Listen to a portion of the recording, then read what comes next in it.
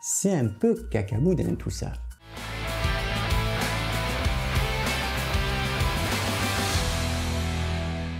Salut tout le monde, c'est Gis. Merci de me retrouver sur Coach Perso Déco. Aujourd'hui dans ce tuto, on va s'intéresser aux réparations que l'on peut avoir à effectuer autour d'une trappe de visite. Cette dernière permet d'aller au-dessus, ce sont les combles perdus, et parfois il y a de la casse. Là on a eu un souci, ok, qui est assez identifié. On a le départ ici d'une petite fissure et ça se poursuit, on va dire à peu près jusque là. Donc là, je te la matérialise avec le porte-mine. On a un petit problème et on va dire que c'est quelque chose que tu pourrais éventuellement rater si tu fais pas attention. Bon là c'est clairement établi. Derrière la vis ça brille un petit peu et c'est caractéristique de la présence d'une fourrure. On voit une vis là, il y a des réservations, il y a une vis ici. Cela signifie que l'ossature métallique est venue faire le tour de la trappe et ensuite il suffit de percer, de glisser une vis et si on veut avoir une bonne résistance mécanique, il faut vraiment traverser de part en part l'ossature, comme ça c'est quand même beaucoup plus rigide. Alors il faut savoir que moi le plafond c'est pas le plus beau du quartier, il est enduit, mais toi il sera peut-être pas enduit, il sera peut-être terminé, peint. Je vais te montrer toute la gestuelle, toute la technique pour pouvoir faire un bon travail et éviter que les réparations que l'on va entreprendre se voit comme un nez sur la figure. Si tu rencontres des difficultés de mise en œuvre, sache que nous pouvons échanger ensemble, que cela soit en visio, voire même à domicile si tu es proche de mon secteur. Et si tu souhaites également que je vienne faire quelques travaux chez toi, je t'invite à prendre contact directement dans la boutique du coach. Cutter 18 mm. Voilà, je vais creuser gentiment. Tu vois un petit peu ce qui se passe. Ce que l'on voit à la pointe de mon cutter, c'est une fissure. Cela signifie qu'il y a eu à un moment donné un point dur et la continuité en fait de la petite fissure sur l'enduit, mais toi ça pourrait être sur la peinture, eh bien, elle trouve sa naissance ici. Alors là, je vais partir en faisant un petit chanfrein, le traditionnel V.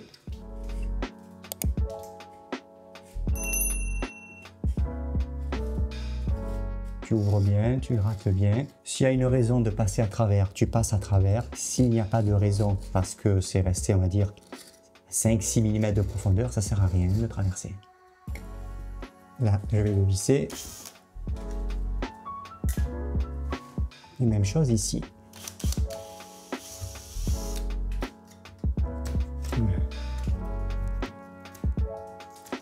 Là, je vois un petit peu. Donc là, c'est sûr, ça a forcé. Parce que là, il y a eu de la casse. Là, toute la partie, ce qu'on appelle le complexe, la plâtre gypse, ça tient plus, donc ça, il faut vraiment l'enlever. Maintenant que j'ai tout gratté, tout purgé, je peux quand même mieux savoir, mieux comprendre ce qu'il s'est passé. Je vais te le montrer parce que ça peut t'arriver si pour diverses raisons, tu as la trappe qui a bougé et qu'il faut la remettre en place. Attention, selon comment tu vas visser, les fourrures, elles peuvent quand même faire la grimace. Lorsque la trappe de visite a été vissée sur le champ de la fourrure, c'est une partie qui est quand même étroite, c'est venu forcer, ça a réussi à légèrement plier, relever un petit peu la fourrure. Les vis, elles sont en place, ça bouge pas, c'est quand même assez inerte. Et la plaque de plâtre en elle-même, elle n'offre pas assez de résistance mécanique. C'est pour ça que les vis se sont directement, entre guillemets, enfoncées. Mais là, malheureusement, je ne peux rien faire de particulier. La fourrure s'est mise légèrement de travers. Il faudrait tout démonter, redévisser toute la trappe, selon le type d'isolant que tu as, de la ouate, de la laine de roche, dès l'instant qu'elle est soufflée, qu'elle est cardée, si tu fais pas attention, quand tu démontes tout, tu as tout qui va arriver, l'isolant va tomber dans la pièce. Étant donné que la fourrure est un peu de travers, le premier réflexe c'est de vouloir revisser la plaque de plâtre. En réalité, il ne faut pas chercher à visser si la fourrure s'est légèrement redressée, qu'elle s'est un petit peu pliée, puisqu'elle va vouloir te faire monter cette partie de la plaque. Mais si la partie de la plaque, elle monte de ce côté-là, par exemple, si tu as qu'un problème un petit peu comme moi, tu vas venir fausser toute la planéité, ce qui pourrait provoquer des fissures ultérieurement. Dès l'instant où tu vois bien sur ton périmètre que la plaque c'est propre, il y a forcément un petit peu de jeu, mais je veux dire, c'est pas méchant.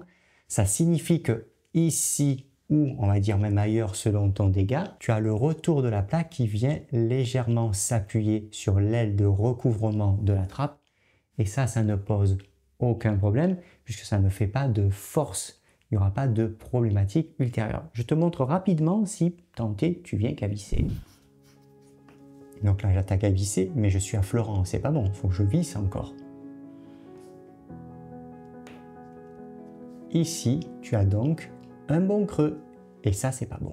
Prochaine opération, on peut se dire directement que l'on va reboucher, se dégager. Alors certes, j'ai pas dépoussiéré, mais après dépoussiérage, on pourrait se dire qu'on prépare du mortier adhésif ou de l'enduit de rebouchage et c'est parti, on répare. On est particulièrement mal placé et que tu aies à rénover tout le plafond ou tout simplement que ton plafond est propre et que tu as cette zone à réparer, donc c'est déjà tout peint, on va avoir besoin un petit peu d'enlever de la matière. Je vais mettre 2 ou 3 couches de ruban de masquage parce que pour creuser l'enduit, ou même plus largement pour creuser de la peinture, il faut forcément poncer et j'ai pas besoin de défoncer toute ma trappe. J'ai avec moi une ponceuse excentrique diamètre 150 et on va enlever globalement 2 mm, 2-3 mm de matière. Moi, c'est de l'enduit, j'ai pas trop de problème. Toi, si c'est peint, peu importe le niveau de brillance de la peinture, on va enlever la peinture et on va gentiment attaquer un peu l'enduit. Le principe, c'est d'arriver à réparer sans surépaisseur. Et même si tu dois reprendre tout le plafond, il faut bien penser qu'on est au bord d'une trappe et plus tu charges au bord d'une trappe, plus ça lui fait de l'épaisseur et plus cela se voit.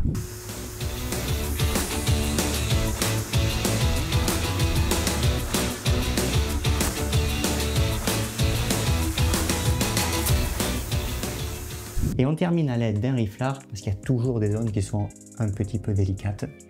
Position scrapper.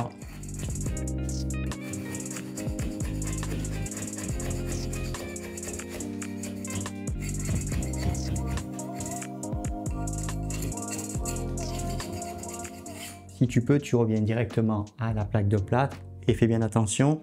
Si tu commences à avoir quand même un peu d'enduit, ça signifie que la bande à joint est pas loin. Bande à joint, on y va quand même doudou avec la ponceuse. Il ne faut pas faire sortir la bande.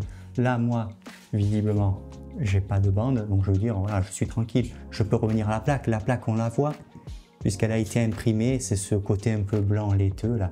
Voilà, ça c'est clairement de l'impression. J'ai fait une bonne réservation. Là, il y a des résidus d'enduit qui sont un petit peu plus foncés.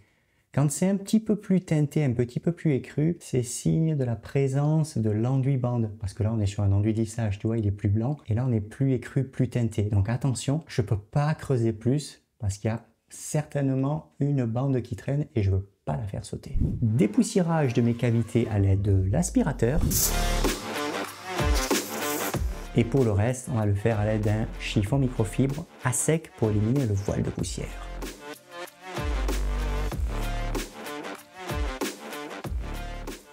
Dès l'instant que l'on creuse avec un abrasif, qui plus est si l'on revient directement sur le support, plaque de plâtre et qu'on voit apparaître l'épiderme cartonné, il faut réguler la porosité du support et le rendre beaucoup plus homogène.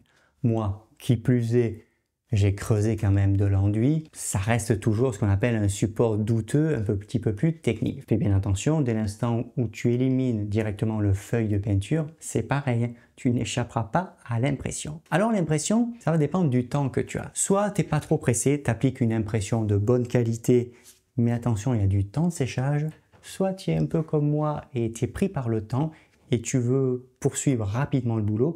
Et à ce moment-là, tu appliques un primaire d'adhérence qui fait également primaire isolant, le PIN de la marque Zinsser, qui permet quand même d'imprimer, comme là, des petites choses localisées. Je me suis pris une toute petite monture équipée d'un rouleau mousse de 50 mm de largeur. Rouleau mousse, ça sert à laquer, mais là on s'en fout, ça coûte rien.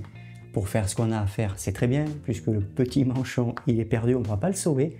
Et j'ai mis le primaire, qui est très fluide, directement dans un petit bac. Je mords sur le périmètre environnant. Tu peux pas trop te tromper avec ce produit. Il est laiteux, mais vraiment écru. Donc on sait où est-ce qu'on passe.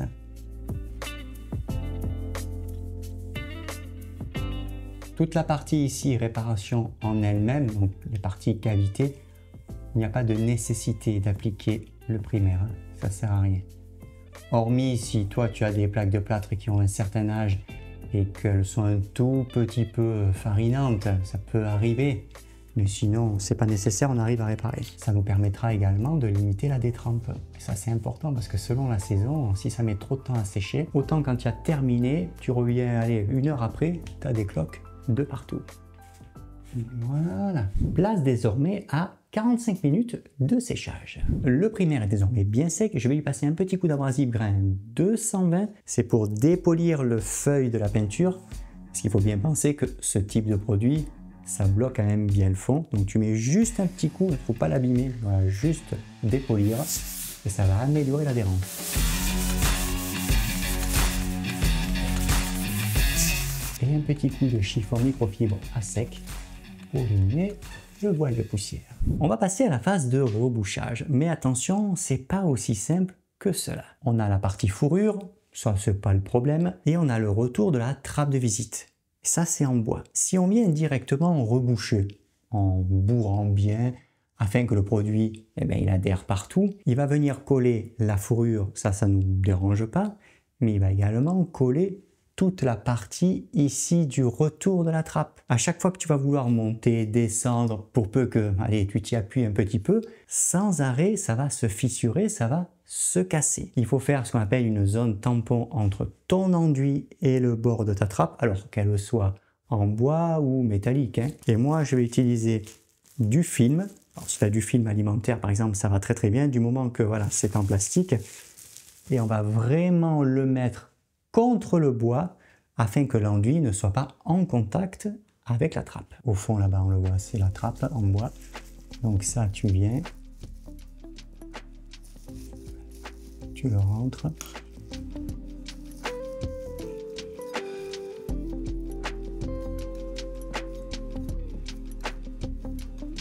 Donc le métal, c'est bon, hein, aucun problème. Voilà, c'est vraiment la partie en bois qu'on ne veut pas toucher. Là, c'est OK pour ce côté. Attention que ça ne te bouche pas tout le trou. Parce que là, tu n'as aucune adhérence, hein. C'est juste pour protéger le bois. Je me suis préparé de l'enduit de rebouchage en poudre, consistance normale, avec la particularité que je ne vais pas, pour l'instant, l'appliquer directement avec les couteaux, parce que j'ai besoin que l'enduit passe bien ici au niveau du retour de l'aile, pour que ça soit quand même bien calé, et surtout que ça puisse bien prendre finalement tout l'espace, toute la cavité. Je vais donc utiliser une poche à joint. Pense bien à humidifier un petit peu l'intérieur. Ça facilitera la glisse, tu auras un peu d'eau qui arrive. Voilà. Et là au moins, on va quand même pouvoir bien bourrer. On entre bien. C'est amusant, on dirait qu'on fait de la pâtisserie là. Alors au moins, je peux bien bourrer, surtout là-bas, au retour de l'aile de recouvrement. Pour l'instant, on ne touche pas, hein, pas de problème. Alors là, c'est un peu différent, c'est plus gros. Il faut commencer à envoyer, voilà, là sur le côté. Et là, je stoppe, couteau de 25. Je graisse correctement le champ. Voilà, là, je ne vais pas plus loin, ça ne sert à rien. Là, je le creuse un petit peu. Parce que c'est pareil. Ça va faire une poche, il va se mettre un petit peu à gonfler et conclusion, j'aurai soit une mauvaise adhérence, soit je serai mal rebouché. Là, je graisse bien. Bien graisser, tu rentres bien la lame. Tu appuies comme ça, s'il y a des bulles d'air ou des pochons d'enduit, ça les fait sauter. Ça reflue, mais on sent qu'il y en a un tout petit peu trop. Et là, on tire bien à zéro, on ne veut pas de surépaisseur. L'enduit est désormais bien sec, on va appliquer une deuxième couche, mais avant de faire tout ceci, couteau enduire et je vais égrener, dépointer, parce que ça fait toujours des petites aspérités, il faut éviter les surépaisseurs.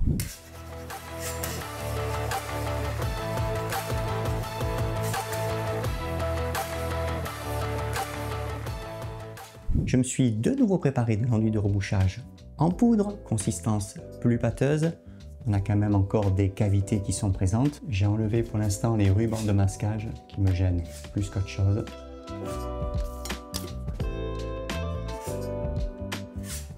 On fait bien refluer l'enduit. Alors en évitant d'en mettre sur toute la partie de la trappe, ça sert à rien, il faudra gratter.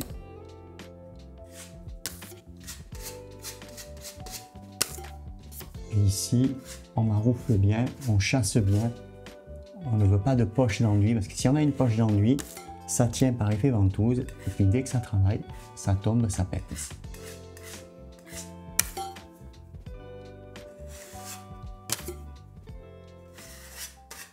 L'enduit est bien sec, j'ai égrené. On n'oublie pas de passer le petit coup de chiffon microfibre, j'insiste bien là-dessus. Un voile de poussière, ça peut te poser des problèmes d'adhérence, voire même de microbullage.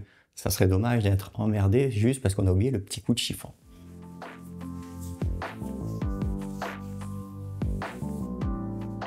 Voilà, je me suis mis de nouveau en place du ruban de masquage, technique cette fois-ci, le ruban bleu, afin de protéger l'aile de recouvrement de la trappe. Je n'ai pas besoin d'avoir tenté plus d'enduit dessus. Et également pour avoir un repère visuel, parce que là, il y a pas mal de jours, c'est normal, j'ai creusé. Et moi, quand je vais remettre de l'enduit, je ne dois pas charger, tenter plus, ce qui va faire une bosse et ça fissurera dès que la trappe sera manœuvrée. On va attaquer la dernière ligne droite qui consiste à renforcer les réparations que l'on a effectuées. L'idéal, c'est d'utiliser soit un petit calicot, alors adhésif ou non, ou de la trame en fibre de verre comme celle-ci, ce qu'on appelle communément la gaze. Ça fait environ 40 grammes au mètre carré, donc sensiblement comme un petit calicot. Mais le gros avantage, et tu vas le voir, c'est que ça se coupe aisément rien qu'en utilisant les couteaux à enduire. Je me suis préparé de l'enduit de rebouchage en poudre consistance normale. Je vais d'abord graisser le support et ensuite je vais venir maroufler la petite gaze. Alors attention, je le fais avec de l'enduit de rebouchage parce que le produit que j'utilise a une consistance fine. Si toi il est un peu grossier, un peu granuleux, il faut directement travailler alors soit avec un enduit multifonction ou avec un enduit de lissage. Il faudra simplement multiplier les passes. La gaze fait 50 mm de largeur. Là j'ai le couteau de 10. On laisse à peu près une pellicule d'enduit d'environ 1,5 mm d'épaisseur. Ça convient très bien. On travaille bien à plat, comme ça tu conserves bien la charge. Je présente voilà, la petite gaze. Alors je sais qu'il faut raser la trappe, donc c'est facile.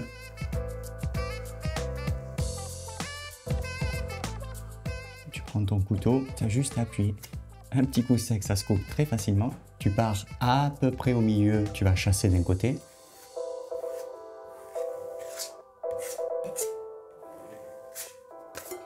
Et tu viens de l'autre côté.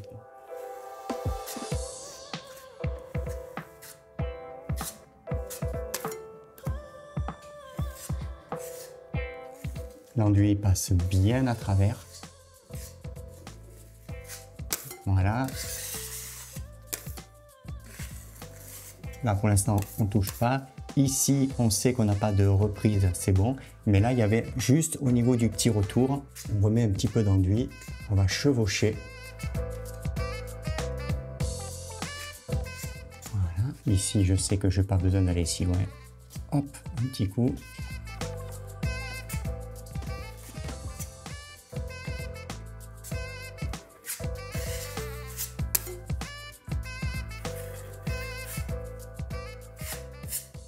L'avantage de la gaze ou même du calicot, c'est qu'on peut recharger directement dessus alors que c'est frais. Ça tombe bien, j'ai repréparé de l'enduit un tout petit peu plus pâteux. On a quand même un défaut de planité, on a creusé, donc c'est parti. On commence un petit peu à reprendre, couteau de 150 mm.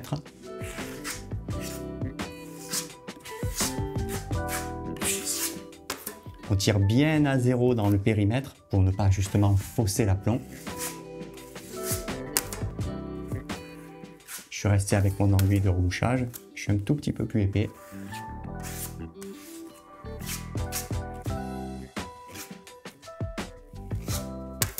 Sur le périmètre, on est vigilant. Pareil, un petit coup, en sachant qu'il y aura quand même plusieurs passes. C'est pas parce qu'on charge avec de l'enduit qu'automatiquement c'est réglé après c'est ponçage. Non, on n'est pas à ce stade. Hein. J'ai avec moi également un couteau de 200 mm de largeur, ça c'est super pour ce genre de travail. Je vais mettre juste un petit coup pour estomper.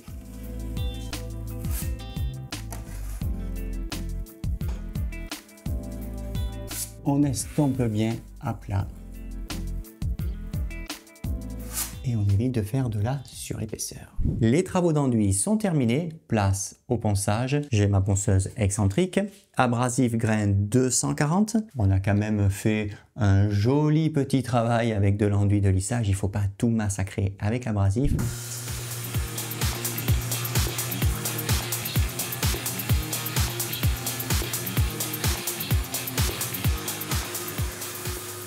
On a une jolie transition entre la zone qui a été réparée et le périmètre environnant. Le ruban est retiré. Quand on regarde rapidement, ok, c'est propre. Alors bien sûr, il faudra repeindre toute la partie de recouvrement de la trappe, mais ça, c'est pas le problème. Ici, je n'ai plus ma dilatation. Je n'ai plus le fameux joint ici qui me permet vraiment de séparer la partie plafond et la partie trappe en elle-même. Alors ça, attention, dès que tu vas manœuvrer ou lors de changements, on va dire, de température au gré des saisons, ça va refissurer. Donc il faut recréer un tout petit joint de dilatation. L'idéal, c'est de le faire avec le cutter. Très léger, j'entends.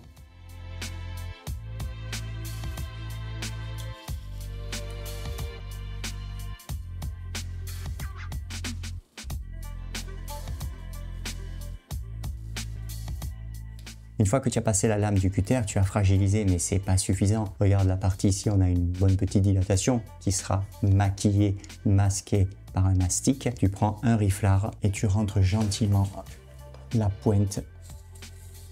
Voilà, pour creuser un petit peu sans faire de dégâts en restant le plus à plat possible. Voilà. Il ne te restera plus qu'à passer le petit coup de chiffon microfibre à sec pour éliminer le voile de poussière. Et ensuite, pour bien traiter ta zone, tu appliques soit localement une couche d'impression, soit si tu as tous les travaux à faire, tu imprimeras tout l'ensemble, mais au moins tu es tranquille. Tu as refait ici ton petit joint de dilatation que tu viendras masquer quand tes travaux seront terminés, soit avec un mastic polyuréthane, soit avec un mastic acrylique. Notre tuto est désormais terminé. Je te fais le petit coucou habituel et je te dis à bientôt.